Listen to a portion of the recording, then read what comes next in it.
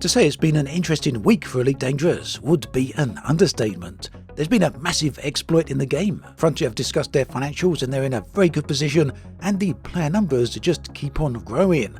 Not to mention a bunch of community events are going on as well. So this is the latest episode of 3311 where we discuss all the news and happenings of Elite Dangerous.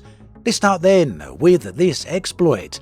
It was a Powerplay exploit and one of the largest we've seen for a very long time, so large in fact that it could have very nearly seen Earth itself as well as the Sol system changing hands. But that outcome was prevented largely because Frontier got involved and actually physically stopped it from happening. Because if things had been allowed to continue, then yes, Earth would belong to someone else very soon. So we won't go into details on exactly how that exploit worked, but effectively this was an Odyssey-focused exploit. In other words, it was required players to be on foot, and then dump huge amounts of merits into a target system. The result of this is that the Sol system was undermined to a tune of around about 1.8 million control points, something which occurred in one single 24-hour period. And yes, this would be entirely impossible with legitimate gameplay. The impact was that the Sol system, Alpha Centauri and some other systems were temporarily dropped from stronghold to fortified status, and this really ultimately threatened them being flipped to a different power.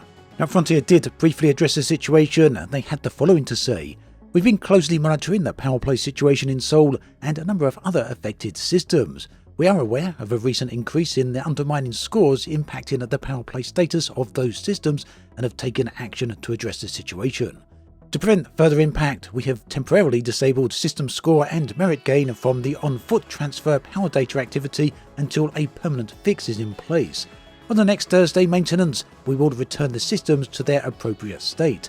Please note that the Galaxy map panel for the affected systems would also return to normal at this time. So that should happen on the 19th of June during the next maintenance, when Frontier will be reverting these systems. Now, Frontier has not published any numbers on exactly what happened here to let us know the amount of players who were actually involved. And there's no information on whether or not the commanders, the players who exploited the bug, are going to be punished, but I'd hazard a guess that they likely will not. But you never know, who knows? Ultimately then, no harm done, but yeah, a pretty big exploit going on there. Moving on, we come to the next piece of information, next piece of news. This is Frontier Development's financial report for 2025 financial year ending 31st of May 2025 to be perfectly clear there. So this is where things get particularly interesting, because many of you who've followed this channel for any length of time, or have followed Elite Dangerous or Frontier for any length of time, will know that Frontier have had quite a few years where they have been struggling.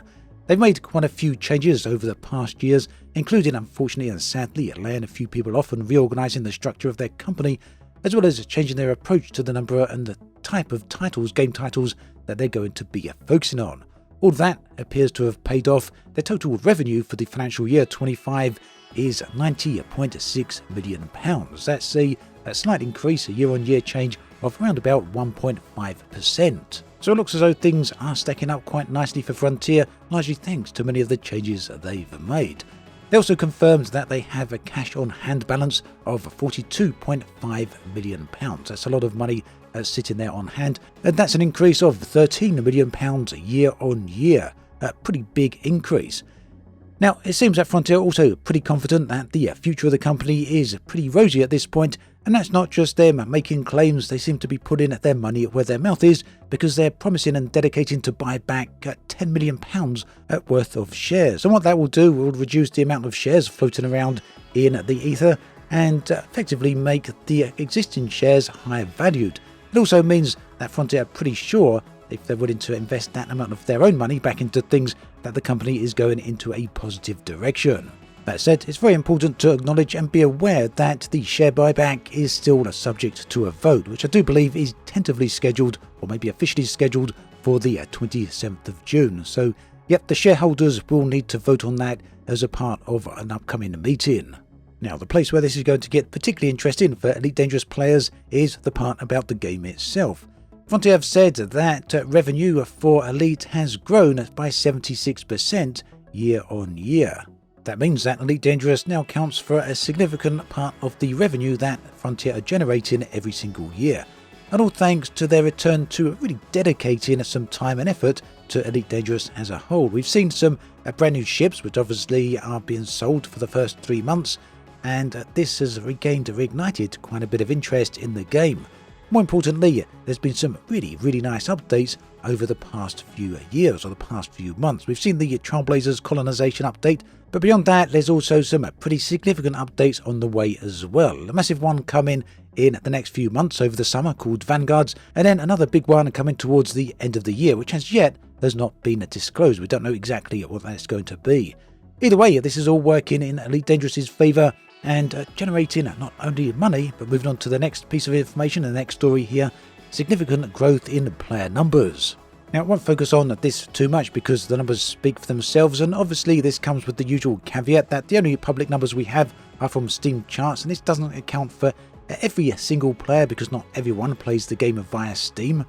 But what we're seeing are some pretty nice average player numbers here and some pretty big peaks. Additionally, Frontier said that this Christmas period, the holiday period of 2024, accounted for the third highest holiday session that Frontier have ever seen for Elite Dangerous. That's a pretty big deal for an 11-year-old game. Next up, we have some community news. This is about the next Elite Community Meet set for 2025, specifically Saturday, the 16th of August.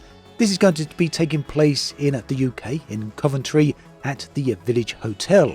The event is being organised by Commander Vuntion, Psychic, Lithobreak, as well as the Hutton Orbital community. If you've attended the previous years or you want to go for the first time this year, you can find that tickets are still on sale, and I'll be sure to link the website in the video description, but they are for your reference, elitecommunitymeet.info.